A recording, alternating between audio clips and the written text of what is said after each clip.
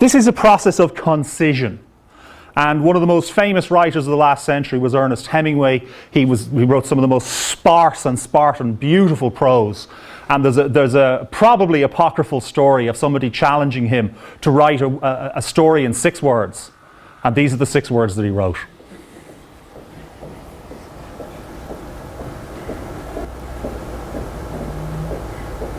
Never worn.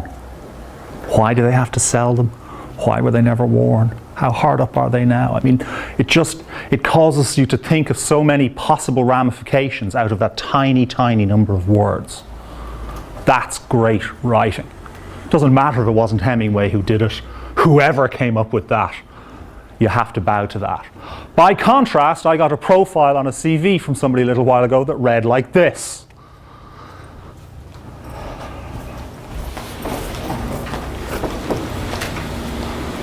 That's 88 words.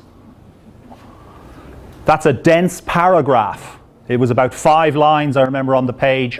And this person, because they were trying to compress more onto their CV, had reduced their font size to size 10 to start with. So it was already a bit of a squint job because it was a printed CV that I was reading. 88 words. How many words should you have in a quality written application on a CV? How many words should you have? Depends. My brother is a scientist. He's got a 56-page CV. He's allowed. He's been published for the last 30 years. He has to list all his publications and presentations and all the other stuff he's done.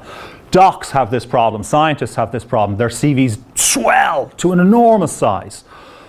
For you and me, unless you're Boutros Ghali, I would suggest you want to be on a page, page and a half, max 2 pages. And I would suggest that your word count needs to be 1,000 words or less for your CV. He just wasted 88, giving me a little bit of background, but not really particularly usefully, and certainly in a very swollen and bloated way in terms of the words that he was using and the word count that he's using.